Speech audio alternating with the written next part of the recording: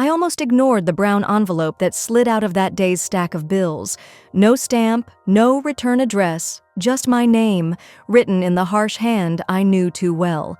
My fingertips went cold as I broke the seal, like they already knew what was coming.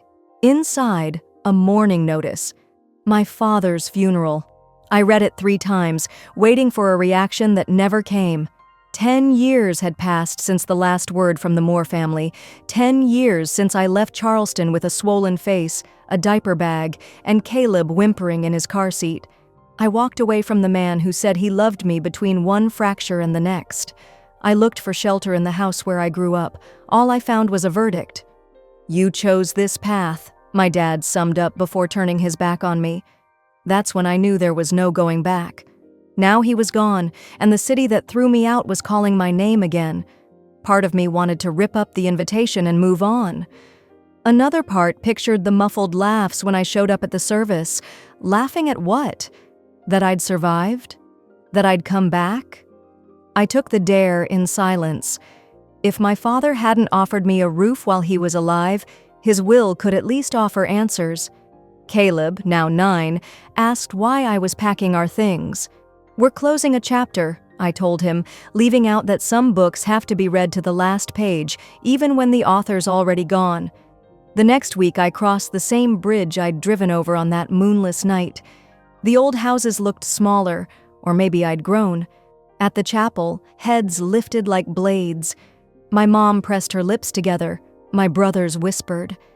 I squeezed Caleb's hand and walked to the front row. The lawyer waited for the last hymn before breaking the seal on the will. The air tightened. Then he read my name out loud. Not once, but over and over. Each clause told part of a story my family didn't know. The trust my dad set up for Caleb, the letter where he admitted his mistakes, the river house he left to me. Total silence. No one laughed. I looked at the photo of the man in the casket and, for the first time, felt something like peace. Not because he left me things, but because, even late, he acknowledged what he'd denied in life. My right to stand on my own feet. Walking out of the church, I realized I wasn't the one carrying shame that day. It sat with the people still inside, staring at their reflections in the mirror of the past. This time, no shadow touched my steps. I could have gone under, but I didn't. In Savannah, I built a quiet, safe routine for Caleb and me. I cataloged books at the library, and at night I read aloud until he drifted off. That's how I learned to breathe again. My dad never called or said sorry, but month after month I sent money through Mr. Gerald, the neighbor. It was my secret. Now, with his letter between my fingers, 2 questions hammered. Why now? Why call back the daughter he'd driven out? Caleb saw the weight on my face and whispered, "Are you going?" The words stuck in my throat. I just stared at the stiff envelope. "Maybe he left more than a will," Caleb insisted. "Maybe it's for you." When I looked up, the decision was already made. If any truth was left, I had to hear it. I folded the letter, zipped the suitcase, and went back to the place I'd sworn I'd never set foot in again. The chapel looked smaller than in my childhood. Low wooden beams nearly brushed the tips of stained glass, now dull under Charleston's clouded sky. The place should have felt peaceful, but the air carried a sour whiff of old perfume, and even older grudges. I pushed the double doors and walked in, holding Caleb's hand. A few steps in, I felt the impact. Necks craned, whispers jumped pew to pew, sparks of curiosity cutting through the hush. It was like walking a corridor of stairs. That's when I spotted Lindsay and Mark. Posted near the altar, they wore mourning clothes with portrait-perfect precision, flawless black, emotion rationed by the drop. Her eyes hit me first, a flash of shock, then a slow, sharp smile. "Would you look at that?" she said, sweet enough to sting. "The prodigal daughter thinks the inheritance is still intact." Mark let out a short, chilly laugh. Pure judgment, my oldest heirloom. I didn't stop. I didn't flinch. I kept walking to the very back row. I wasn't here for fights or applause. I was here to say goodbye. I sat. Caleb settled beside me, fingers trembling around mine. Even with my heart begging to bolt, I kept my spine straight. The service hadn't even started, and I already knew this goodbye would be longer than any prayer. I bent to Caleb's ear and whispered, "We're okay. We're just sitting." But I knew we weren't. The pastor cleared his throat and the service rolled on. Prayers, polished praise, pauses that echoed. My name never came up. From outside, you'd swear I was a stranger at my own father's funeral. They talked about his boyhood, then praised Lindsay's tireless devotion, Mark's trips to pull chestnuts from the fire, as they said, all polished, glossy, me cut out once more. Caleb rested his head on my shoulder and went still. I stared at the altar but felt every sideways glance, every stifled giggle behind a hanky. The tears? They'd dried up years back. When the last prayer faded, the room shifted. Handshakes, cool greetings, quick steps. A cousin lifted his chin and walked right past. Lindsay slid by like a ghost. Finally, Mark stopped. "Didn't think you'd show," he muttered, hard as steel. I met his stare. "Neither did I." He smirked. "But don't fool yourself. The story's not yours anymore." He turned and left. I stayed rooted to the pew, fingers locked on Caleb's hand, like it was the only solid thing in that thin air. They didn't get it. I hadn't come to retake the story. I came to end it. 10 years later, the Moore house looked like an old painting. White columns, red brick, ivy climbing the porch and squeezing everything it touched. I stepped inside and the air hit me like a freezer, cold, clean, lifeless. My first step made the floorboards groan down the hall. Time to finish what started at the funeral. As soon as I crossed the threshold, the buzz shrank like a cornered animal. Cousins, old neighbors, business partners, everyone shared that same sidelong glance I felt on my skin. Near the fireplace, Lindsay swirled wine in a crystal glass. In the firelight, she looked more like she was toasting a premiere than mourning her dad. Mark, leaning beside her, shoved a hand in his blazer pocket while lifting another glass of red. When Caleb and I came into their line of sight, Mark's smile curved like a crescent moon. "This won't take long," he announced, loud enough to bounce off the wood ceiling. "She was crossed off the list years ago." Quick laughs vibrated across the carpet, then scattered. Whoever didn't laugh turned away, pretending to study a picture on the far wall. I kept my coat closed, though the fire's heat nearly pushed me back. Caleb's fingers twined mine. Silent, a kid already tracking storms by creaking boards. We chose 2 chairs at the back, away from the wine court. From the room's edges, the photos told a story I wasn't in. Lindsay at graduation, Mark on a boat, Summers at Hilton Head. Not one picture of me, not even from when we were 3 in the same frame, scrubbed clean like a surgeon's tool. Lindsay met my eyes and smiled that not welcome smile, marking her turf. "Have a seat, Rachel," she sang sweetly, "but don't expect any chapters to be about you." That's when I realized the funeral had been the easy part. The hard part would be getting through the long night after the candles went out. I could still hear the echo of the line I'd just said, "I gave you nothing." Caleb beside me showed no fear or surprise, just calm focus, as if waiting for the key piece of a puzzle. Something told me he was right to wait. The door creaked, slicing through the awkward hush. Thomas Dawson walked in, gray suit perfect, leather briefcase in one hand, and in the other a small cedar box polished so bright it caught the firelight. Lindsay kept her eyes on her wine glass. Mark checked his watch, impatient. The rest of the family murmured. Dawson spoke low but firm. "Per Mr. Moore's instructions, we'll view a video message first, then we'll move to the document." The air felt heavier. "A video?" Lindsay scoffed. "We can go straight to the will. Everyone already knows what it says." Mark nodded a curt yes. Dawson didn't budge. He set the box on the table, opened his briefcase with care. Almost a ritual. "Your father insisted this be watched before any signatures," he finished. All eyes swung to the box. Curiosity beat boredom. I stayed quiet, watching Caleb. He straightened up, loosened his grip on my hand, and let something rare show these past months. Hope. He didn't say a word, but it felt like he already knew this moment would change everything, and he'd been waiting for it a lot longer than any of us. The screen's light flickered twice before settling, and the monitor's faint hum filled the silence of the empty house. Then he appeared. My father. Older, thinner, shoulders curved like someone who can no longer carry his own world. Seated at the oak desk that had always been off-limits, he had behind him the same swamp painting that watched over my whole childhood. He stared into the camera. If Rachel is watching this... His voice came out rough, almost a whisper. I owe you the apology I never gave. I froze. The air seemed to stop. I was wrong, he went on. I judged you for leaving a marriage I never tried to understand. I called your courage weakness, your instinct selfishness. I chose to believe the lies that spared me uncomfortable questions. He took a deep breath. His fingers trembled in his lap in a way I'd never seen. The night you showed up on my porch, hurt, shaking, Caleb in your arms. I should have opened the door. I should have pulled you both inside and said, "You're safe now."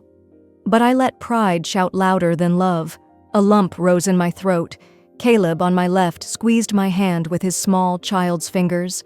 I told myself I was teaching you responsibility, my father continued, when really I was punishing you for choosing your own path, for being stronger than I ever allowed you to be. Behind me, a chair creaked slowly, someone shifting, afraid to break the spell. I didn't look. On the screen, my father lifted his gaze for the first time, like a man finding light after too long in the dark. If there's still room for me in your life, Rachel, I'm ready to learn what it really means to love. The recording ended with a dry click. The room plunged into a silence so thick you could almost touch it.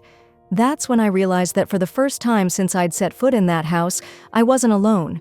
The air was heavy. Someone was breathing loudly right behind me. I didn't turn around. I found out everything, Rachel.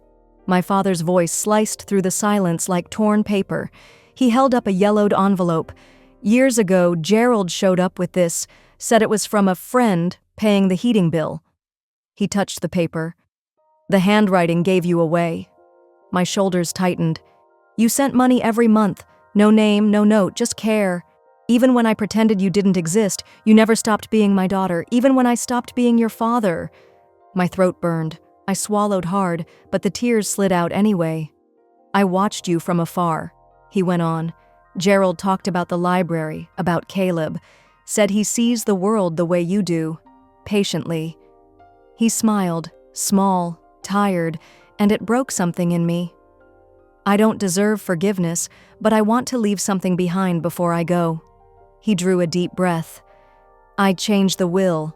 They don't know yet. In the hall, a muffled curse, chairs scraping. I barely noticed. I always wanted to be proud of my children, he said, and I'm proud of the woman you became when I wasn't looking.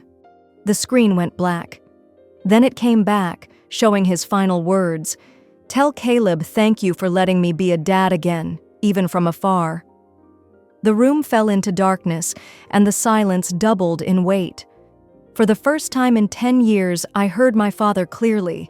The video was over, but its impact still trembled on the walls when murmurs rose, confusion, anger, denial. Before the chatter turned to chaos, Attorney Dawson raised his voice. The video was just the introduction. Now I'll read Mr. Moore's final will. Lindsay snorted, ready for a fight. Mark leaned back, arms crossed, trying to wear his old mask of indifference. To my daughter, Rachel Elaine Moore, Dawson began, eyes fixed on the paper. I leave the family home in Charleston, all its contents and the surrounding land. Heads turned toward me. I stayed still, my hands woven with Caleb's. In addition, he went on, I transferred to Rachel $250,000 in liquid assets and the full balance of my retirement savings. The air shifted, as if we sensed that wasn't the end. To her son, Caleb Moore, I leave an educational fund of $100,000. My heart stumbled. Caleb looked up, trying to figure out what those numbers meant for him, for us. Dawson turned the final page. To my son, Mark, and my daughter Lindsay, I leave a collection of family photo albums, my old military compass, and the Bible I received at 18. A single sigh moved through the room, heavy with everything still unsaid. A voice from across the room snapped at Lindsay. She shot to her feet. What? The question came out loud, almost shrill. That's impossible. It has to be a mistake. Dawson's face stayed neutral. There's no mistake. Your father changed the will 2 years ago. Everything was properly recorded. Mark got to his feet next. His clenched jaw showed his tension. He was sick. He didn't know what he was doing. He did, Dawson replied, closing the folder with a soft click. Then he unfolded a paper attached to the document. He left a note to be read now. The air seemed to shrink as Dawson began. Let it be remembered who showed up when it mattered. Let it be remembered who stayed silent, yet never stopped loving. This house will go to the one who never asked for anything, and even so, always gave. The silence that followed was heavier than any reply. Lindsay stormed out, pushing her anger ahead of her. Mark followed, shock clinging to his shoes like mud. I stayed seated, not because of surprise, but because after 10 years, I no longer felt invisible. For the first time, I was the one chosen. Lindsay came back, wine glass in hand, still shaking. "You made him do this," she accused, her voice cracking. "He would never change the will on his own. You must have—" The sentence died before it escaped. I didn't answer. I didn't need to. The video had already told the whole story. Silence shattered when she pointed at me, her voice biting the air. "You manipulated him." She repeated it, firmer, her face burning with anger. "After everything you did to this family, you show up here and play silent saint. Pathetic." I felt Caleb tense beside me. I slid my hand over his shoulder. It wasn't protection, it was an anchor, for him and for me. Mark stepped forward. He spoke low, each syllable glowing like coal. "We're contesting. This won't stand." He wasn't himself. He was confused. Mr. Dawson, unflappable, didn't even blink. "Your father changed the will 2 years before his health declined. He was lucid. The document was witnessed, notarized, and filed. There's no legal ground for a challenge." Mark opened his mouth, ready for another attack, but backed off under Dawson's calm stare, a look forged in decades of courtrooms and immune to air drama. The room, once buzzing, froze. Cousins whispered among themselves.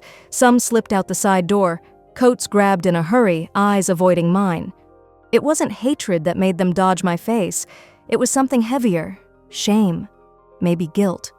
The air seemed stuck in Lindsay's throat. Between sobs and a near shout, she dropped into a chair. The glass clinked on the sideboard, the crystal groaning. "This has to be a joke," she said, her voice low, almost hoarse. Without waiting for an answer, she turned and left.